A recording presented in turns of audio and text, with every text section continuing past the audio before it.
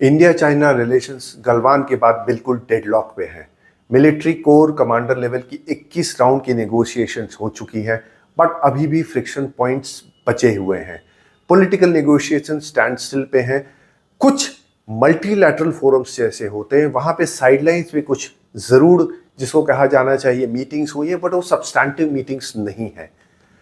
जो bilateral frameworks थे हिंदुस्तान और चाइना के बीच में, स्पेशली जो 1993 और 1996 के पीस एंड ट्रैंक्विलिटी एग्रीमेंट्स थे, वो आज पूरी तरह से ध्वस्त हो चुके हैं चाइनीज एग्रेशन के बाद से। और शायद ये जानबूझ के भी किया गया है चाइना के द्वारा, क्योंकि भारत और चाइना के बीच में पावर इम्बैलेंस काफ़ी काफ़ी एक सिग्निफिकेंट है, काफ़ी बड़ा पावर बैलेंस इम्बैलेंस हो चुका है। और ये माना जा रहा है कि चाइना जो नए निगोशिएशंस करना चाहता है, नए फ्रेमवर्क बनाना चाहता है, वो आज की वर्तमान परिस्थिति को देखते हुए अपने फेवर में। भारत क्या इस डेडलॉक को चलने देना चाहता है? भारतीय मंशा क्या है? क्योंकि पिछले 4 जो जाड़े हैं वो भारतीय और चीनी सेना एक दूसरे के सामने हिमालय में काट चुकी हैं, और दोनों बहुत पावरफुल मिलिट्री हैं। किसी भी क्षण, किसी भी छोटी मिस्टेक की वजह से एक बड़ा कॉन्फ्लिक्ट अराइज कर सकता है। So what is the way forward? What are we looking at? Should India take the initiative and start negotiation? But वो इनिशिएटिव लेने पे क्या भारतीय सरकार जो है वो कहीं ना कहीं एक क्लाइम डाउन करती हुई दिखेगी? और चाइनीज, जिनको जो वुल्फ वॉरियर डिप्लोमेसी में बिलीव करते हैं, वो इस सिग्नल को कैसा देखेंगे? ये देखते हुए भारतीय सरकार भी बहुत संभल संभल के कदम ले रही है, जो कि उचित भी है। भारतीय चाइनीज जो एक डायनामिक्स है वो काफी कॉम्प्लेक्स है, और इसको समझने के लिए आज हम चल रहे हैं श्री विजय गोखले के पास। श्री विजय गोखले जी फॉर्मर फॉरेन सेक्रेटरी हैं, ऑथर हैं। उनकी किताब the long game, how the Chinese negotiate with India, एक बेस्ट सेलर है और बिल्कुल एक इंसाइक्लोपीडिया है, ये दिखाते हुए कि चाइना और इंडिया के बीच में नेगोशिएशंस कैसे होते हैं। तो आइए आज हम जुड़ते हैं श्री विजय गोखले जी से।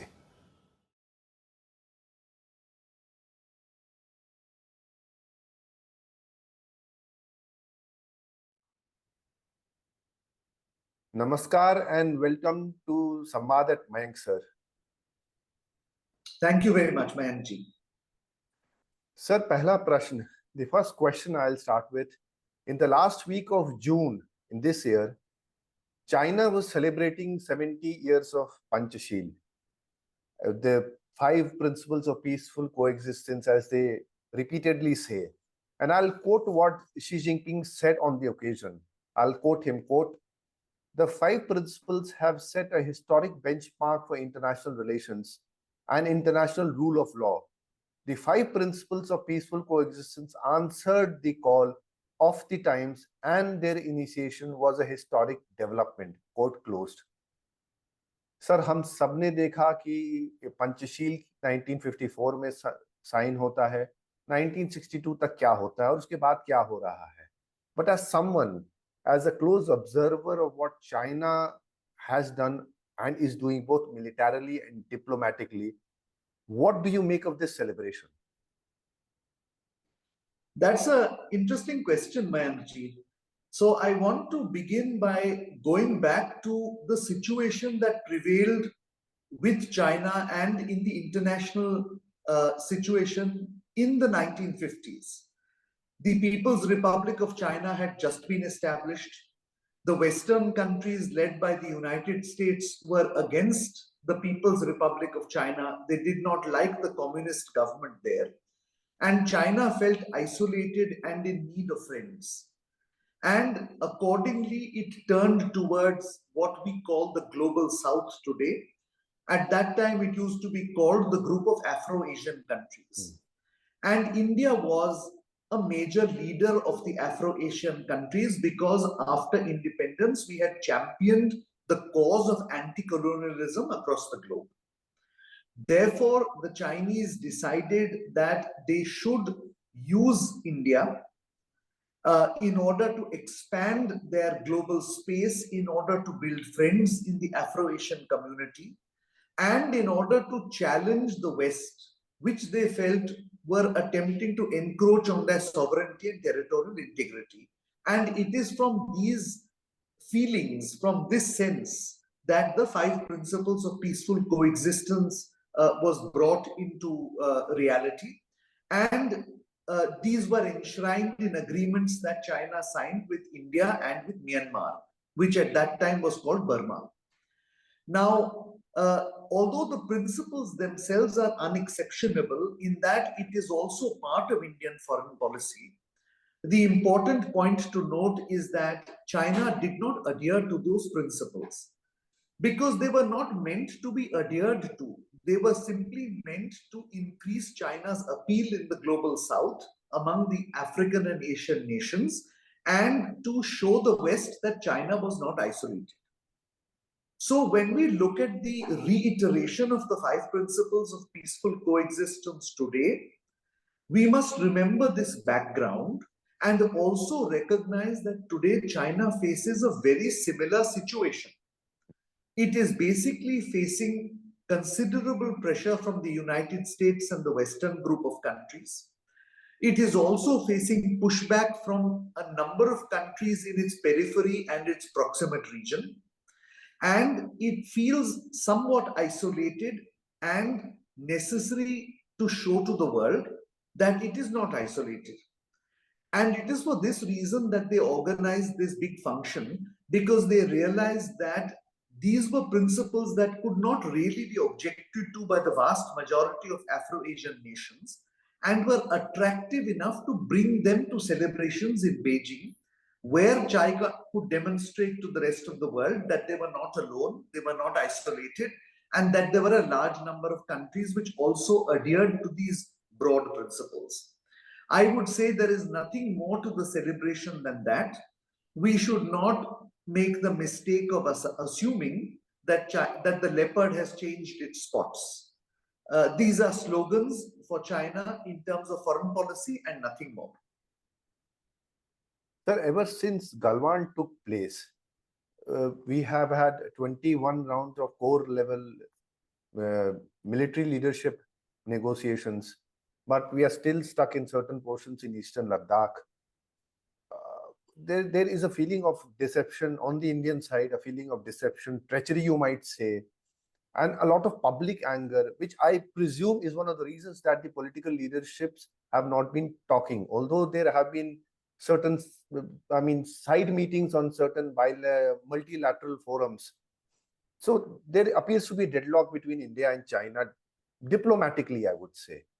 So what do you see as a way forward? I mean, we cannot remain deadlocked for very long. So what is the way forward according to you? You know, I want to begin with your comment about public anger, because that is a very critical observation that you have made. I believe that China made a strategic mistake in provoking the Galwan incident because it changed public opinion towards China. If you had asked public opinion in India before 2016 or 2017 what they thought about China, I would think that there was a generally positive image of a country which had made remarkable economic progress, which was making good progress in technology, and which had improved the quality of life of its people. Few Indians below the age of 40 really remembered the 1962 conflict or the action that China had taken in seizing Indian territory. Galwan has revived that. And therefore, public sentiment is now an important part of foreign policy, as you correctly observed, particularly in the context of India-China relations. Mm-hmm.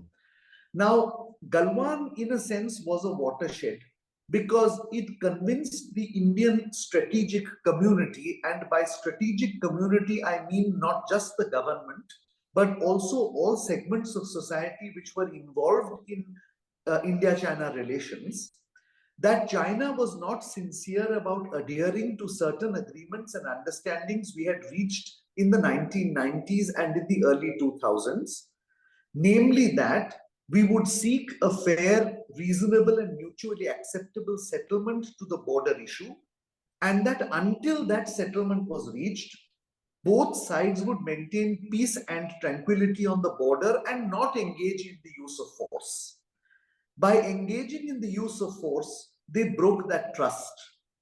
And so today the relationship is a different one because there is no trust between us, and because the situation in the border has changed from peaceful coexistence to armed coexistence. Now, the road forward is difficult because the government's position is that unless the transgressions that took place in 2020 have been reversed or have been righted, the relationship will be abnormal, and a normal relationship cannot be put on track. And this position is broadly a correct position, and I think it enjoys public support.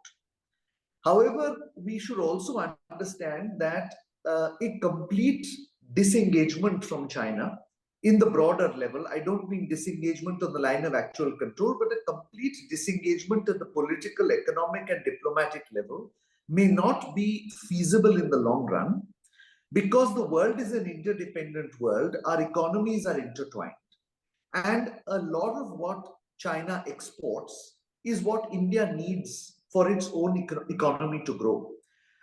You would have seen, or your listeners would have seen an article which was published in the Times of India on the day that the budget was announced, where it actually illustrated how dependent segments or sectors of the Indian economy are on the Chinese economy.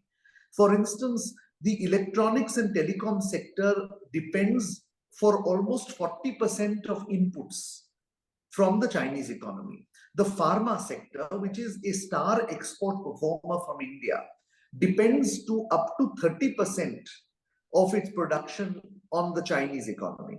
Our textile sector, another big export performer, also depends on the Chinese economy, and a lot of the machinery comes from China. So simply deleveraging from China in terms of cutting off all trade would be, as the saying goes, cutting off your nose to spite your face, or apne pairon pe kulhadi marna. This would illustrate that there is a certain interlocking or an interdependence. Now, I think the government is correct in advising Indian public opinion that too much of dependence or an over-dependence or a single source dependence is not good for India's national security in the long run.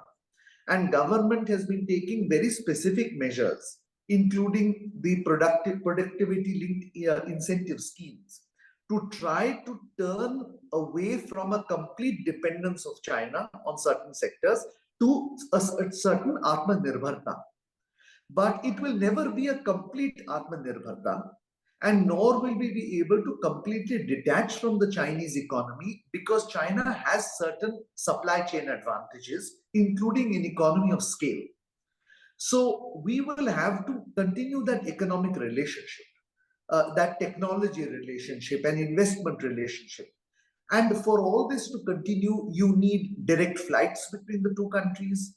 You need more people-to-people travel between the two countries. You need cultural, educational, and intellectual exchanges.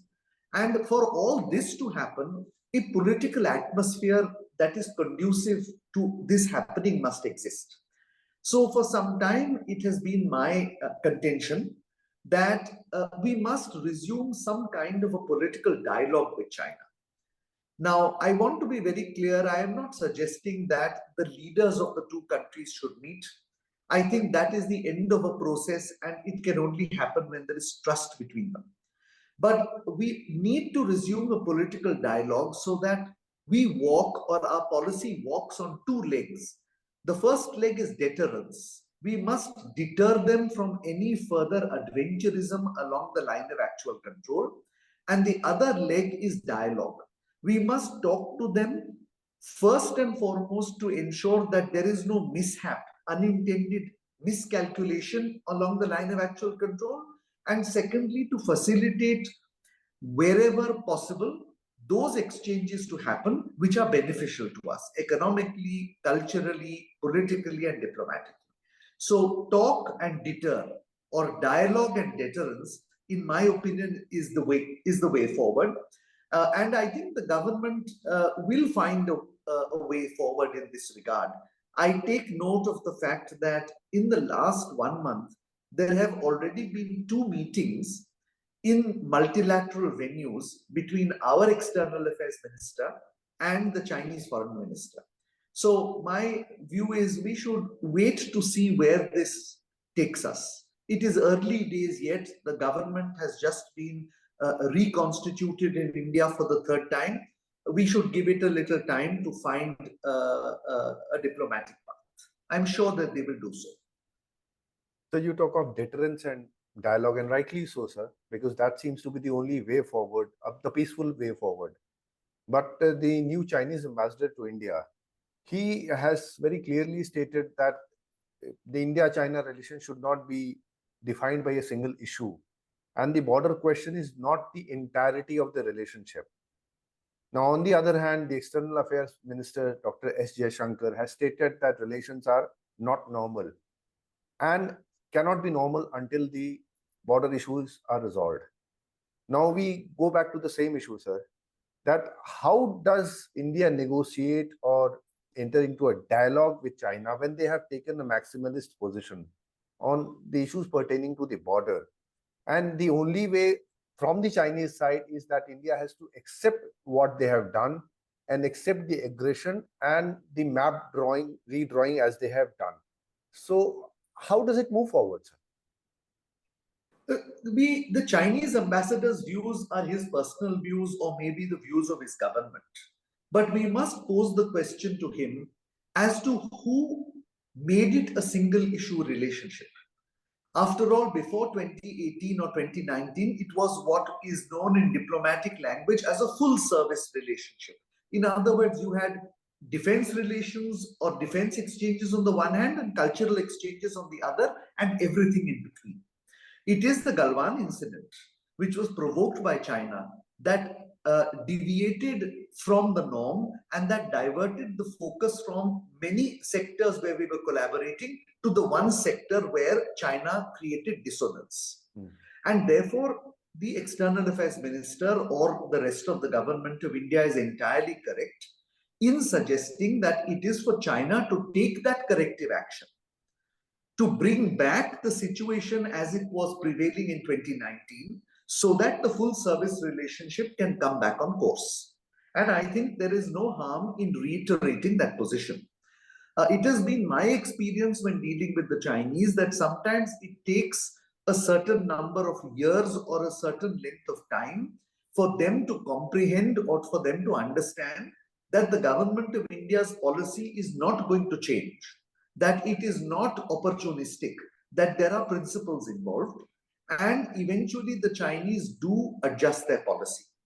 So I think the objective of the External Affairs Minister in reiterating a position on the line of actual control is with the intention of conveying to the Chinese side that their view that the bilateral relationship is normal and that we should set the border problem as just one issue among many is not acceptable.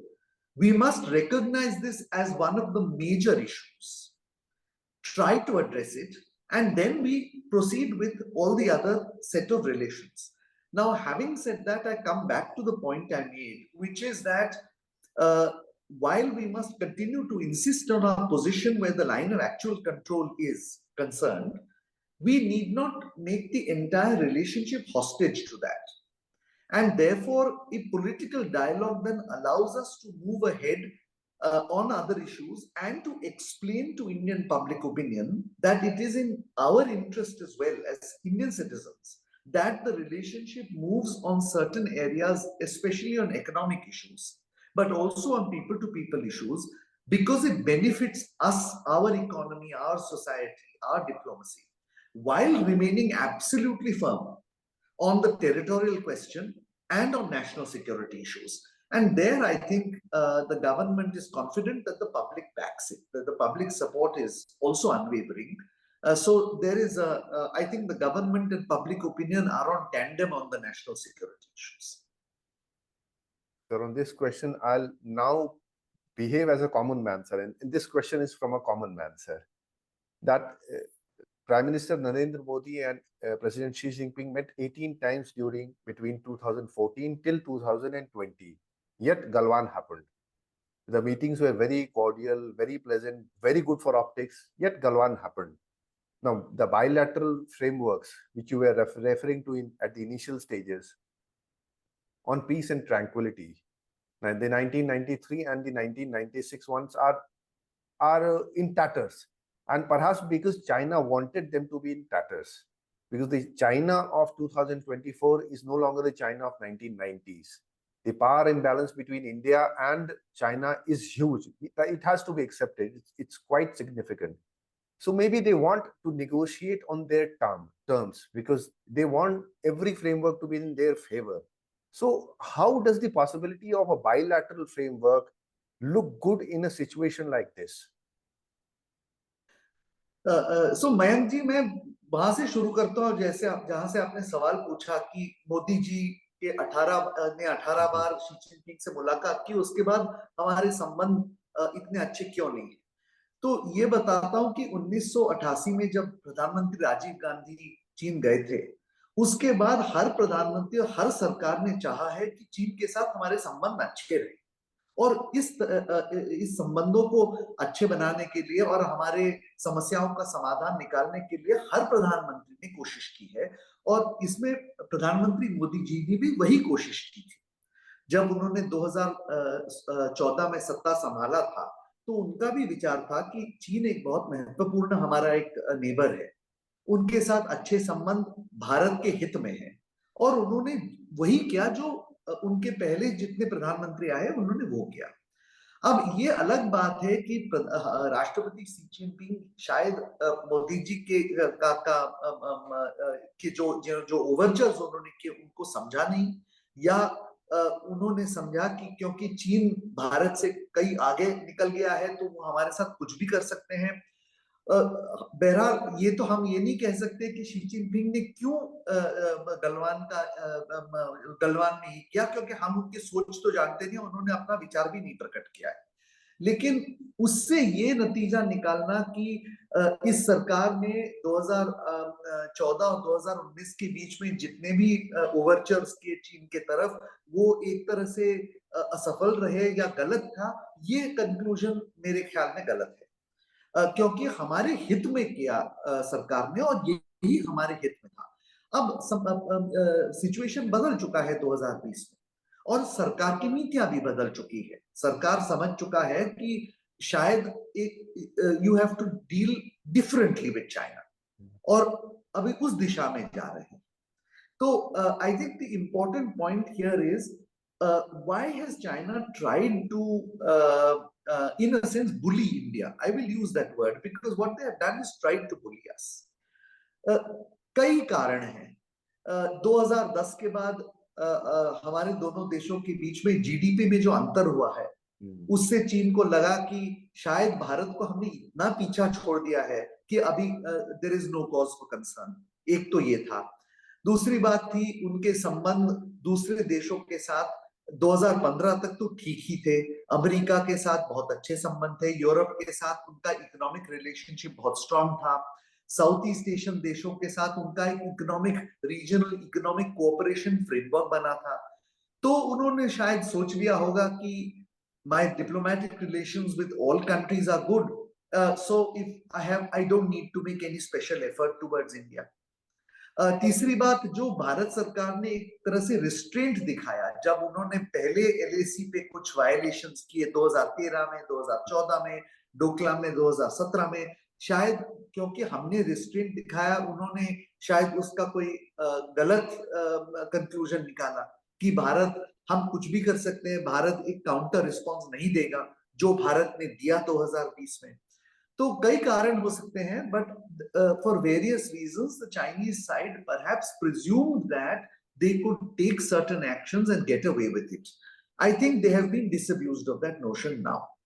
Now the question is, how do we get them back on the track of a normal relationship in changed circumstances? I think some elements of the government's policy are evident. We are now prepared to spend much more money and deploy much more force along the line of actual control.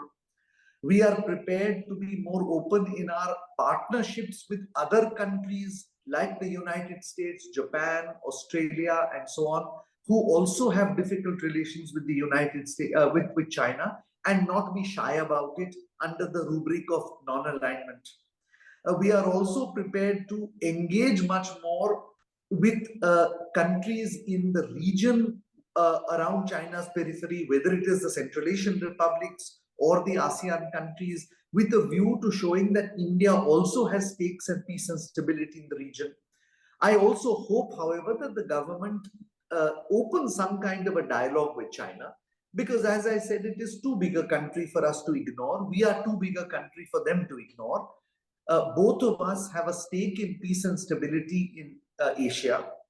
And therefore, walking on two legs, which is deterrence and dialogue, will serve our interests. But of course, this is for the government to take a final call. Sir इसी question को थोड़ा extend करते हुए, sir आपने अपनी किताब the long game how the Chinese negotiate with India में sir एक वर्ड यूज किया है सर, लीगलाइज्ड हेजेमनी, जो चाइनीज यूज करते हैं sir because of their position in international forums. तो जब जहां बायलैटरल फ्रेमवर्क्स टूट चुके हैं सर, पूरी तरह से छिन्न भिन्न हो चुके हैं सर, और चाइनीज एज यूजुअल सर वो लीगलाइज हेजेमनी से आप कह ही रहे हैं सर, वो वैसे ही डील करेंगे सर। तो हमेशा this is always going to disfavor is what the public fears, कि ये इंडिया के फेवर में नहीं एग्रीमेंट्स टर्न आउट करेंगे सर। तो इसको कैसे, how do you allay these fears for the public कि नहीं ऐसा नहीं हो सकता है, we are negotiating on equal terms? ये बहुत ही अहम सवाल है मयंक जी। अब हम थोड़ा इतिहास में जाते हैं, उनकी ये फीलिंग सुपीरियोरिटी के कहां से आई है। द्वितीय विश्व युद्ध में जब 1943 में अमेरिका को ऐसे लगने लगा कि वो जीतने वाले हैं, कि जर्मनी और जापान पराजित होने वाले हैं, तो उनको एशिया में एक ऐसे देश की जरूरत थी जिन पे वो अपने और अपनी सिक्योरिटी अरेंजमेंट्स के लिए निर्भर रहे, ताकि एक एंकर बने, क्योंकि उनका फोकस यूरोप था, जहां सोवियत यूनियन उनका प्रिंसिपल एडवर्सरी बनने जा रहा था। अच्छा, जापान को बना नहीं सकते थे क्योंकि उनको पराजित किया गया था, भारत तब तक स्वतंत्र नहीं था। तो चीन पे ये रिस्पॉन्सिबिलिटी आई, और वहां से चीन की सोच में ये शुरुआत हुई that they are the dominant regional power in the Indo-Pacific, or what was then called the Asia-Pacific. And that got reinforced when in 1945 at the San Francisco Conference, चीन को एक permanent member of the UN Security Council का दर्जा दिया। Now, the fact is that India lost more citizens and fought more battles in the Second World War than Chinese did, and that China did. But unfortunately, we did it under the British Empire. We were not independent. Otherwise, we would have been a permanent member of the Security Council. Behar wo alag baat hai. But the sense of Chinese superiority, which was then legalized by its induction as a permanent member of the Security Council, led to this legalized hegemony. In other words, अपने दृष्टिकोण में वो सोचने लग गए कि we are above everybody else in Asia and that there is no equal. और उसके बाद उनका ये लगातार प्रयास रहा है कि चाहे जापान हो, चाहे भारत हो, चाहे इंडोनेशिया हो, चाहे साउथ कोरिया हो, चाहे ऑस्ट्रेलिया हो, उनको एक बराबरी का स्तर नहीं देना है। इसीलिए 1998 में जब भारत के न्यूक्लियर टेस्ट हुए, the Chinese reaction was the strongest because it feared that India's nuclear status would give it a near equal or equal status to China, which until then was the only nuclear weapon state in the Indo-Pacific. Now, how do we resolve this situation? I think the current government has, in a sense, and the previous government for that matter, taken steps to ensure that the Chinese begin to realize that they're dealing with an equal country. One of the biggest steps was, of course, the 1-2-3 nuclear deal with the United States that the Dr. Manmohan Singh government took. In a sense, demonstrating to China that we can do business with the United States and we will do business with the United States on a topic that the Chinese never expected the United States to agree with India on the nuclear issue. After the current government assumed office, you will remember the Prime Minister's own words when he said, "हम आंख में आंख मिला के दूसरे देशों के साथ संबंध बनाएंगे या वार्तालाप करेंगे." Now, this was said specifically bearing in mind our relations with big countries like China, Russia, and the United States. And this is what the government has proceeded to do. I think the public in India has very much developed a sense of confidence that the government will do precisely that and will not deal with China or the United States for that matter, or Russia, from a secondary or subsidiary position. I think this much credit has to be given to the government, that it has dealt with all these three major powers on a more or less equal basis. And you would have seen that recently in Prime Minister's visit to Russia also. He went there in a show of solidarity with an important friend, despite the fact that other critical partners like the United States and the European Union criticized us. And he is also going to Ukraine, I understand, later this month, despite this may not necessarily be something very pleasing to the Russians. These are all indications that we feel we are a major power and we are prepared to deal equally with all countries, and we are not going to subordinate our diplomacy because we feel that they are bigger than us. So I think we are addressing this issue not specifically in the case of China, but in the case of all major powers. And you will see this process going forward. Sir, अब आखिरी सवाल, one last question, sir, थोड़ा हट करके है sir. आप ये Chinese sayings, western books पढ़िए सर, वेस्टर्न मीडिया को पढ़िए, full of Chinese sayings. Two tigers cannot survive in a hill. You know, not very easy, very nice sounding to the ears. And the wolf warrior diplomacy on the other hand, where everything seems so acerbic. इतना क्रोध Chinese diplomats को है कि लगता है कि वो एक असामान्य सा क्रोध लगता है सर. इन दोनों को how and why does the Chinese diplomats gel these two? What benefits do they derive? या सिर्फ ऑप्टिक्स के लिए है या एक्चुअली वुल्फ वॉरियर्स हो चुके हैं ये? देखो, मुहावरे तो ऑप्टिक्स के लिए होते हैं. हम हिंदी में भी मुहावरे हम क्यों प्रयोग करते हैं? Basically to encapsulate a very big concept और idea in a few common words that the public can understand. और आजकल की दुनिया में डिस्कोर्स पावर जो कहते हैं, the power to convince others about your story, is an extremely important part of international diplomacy. It has always been an important part, but today it is magnified because the digital world has made it possible for billions of people to understand key concepts within nanoseconds. Once you tweet or you Instagram or you Facebook an idea. और इस discourse power को चीन अच्छी तरह से समझता है, and it uses this discourse power through such phrases to convince the world that it is well-intentioned, and that the other side, whether that side is the West or India or any other country, is ill-intentioned.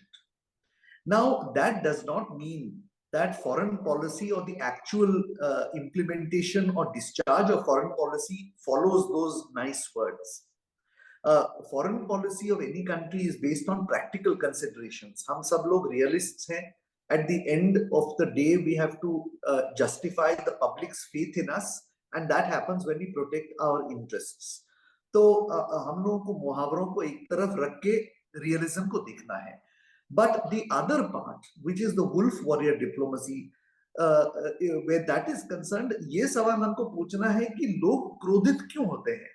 क्रोध तब आता है when you are frustrated, when you have not actually achieved your objective, when you think somebody else is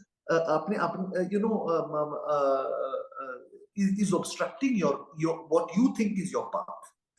Or of course, anger also happens when you don't fulfill a desire. I mean, this is the basic teaching in the Gita also, right? So the wolf warrior diplomacy, in a sense, is an attempt to browbeat the rest of the world into accepting your position after realizing that all your policies have not convinced the rest of the world of your peaceful intentions. And when you browbeat from a position of strength, because China is after all the second biggest economy in the world, the second most powerful military in the world, a permanent member of the Security Council and a nuclear weapon state, then at least in the Chinese minds, they think that such wolf warrior diplomacy will intimidate the rest of the world. And perhaps it does intimidate many of the countries. Many countries don't want to, as they say in Hindi, उनसे पंगा क्यों लेंगे? जी इतनी बड़ी economy है, इतनी ताकत है उनके पास. But it will not work for countries like India, for Japan, for Indonesia, for Vietnam, for the Philippines. We are big countries with fairly large economies and well-established political systems. Uh, for us, this appears like a bully. This is a typical bullying tactic, and we will not put up with a bullying tactic. So I think we must be clear that wolf warrior diplomacy is a sign of weakness. It is a sign that the Chinese are frustrated. They are not getting what they want to get. And in a sense, it vindicates our position that perhaps our approach is the right approach. It is, we are getting under the skin of the Chinese. We should not be intimidated at all by wolf warrior techniques. हम भी कर सकते हैं wolf warrior tactics. उसमें क्या, हर diplomat कर सकता है, और भारत में भी इतनी क्षमता है और इतनी ताकत है कि हम भी ऐसे शब्द का प्रयोग करते हैं. But you do not win friends with this. You only create unhappiness and uncertainty and anxiety in your opposite number. That is not diplomacy. So I think we should simply एक कान से सुन के दूसरे कान से निकालना चाहिए. At least as far as Indians, we should correctly understand it is an attempt to intimidate where they have actually failed to convince you through reasoning and logic. And we should continue our style of diplomacy, which is basically Vishwabandhu or Vishwamitra or any other word that you wish to use, but which is basically we need to make lots of friends. And at the end of it all, we must make friends because it serves our national interest, not because we want to be, seen as generally good, but because whatever we do good to others comes back in the form of actual national interest being served on our side. And I think that is the objective of all foreign policy in India, and certainly the objective of this current government at least. Sir, शायद इसी को कर्म कहते हैं कि जो आप करते हैं वो वापस घूम करके आपके लिए वापस आता है. अच्छा करेंगे सर, अच्छा आता है, बुरा करने पे बुरा आता है सर. ऑन दैट नोट मैं इसको कंक्लूड करना चाहूंगा सर इस सेशन को, और हम वापस आते रहेंगे सर आपके पास डिप्लोमेसी के इतने इंपॉर्टेंट लेसन्स के लिए sir. Thank you so much. जय Hind. Thank you, Mayank ji. I'm sure your channel is very helpful in educating our public opinion on all these subjects. So please continue doing it. Thank you, sir. Thank you. Thank you, Mayank ji. Thank you.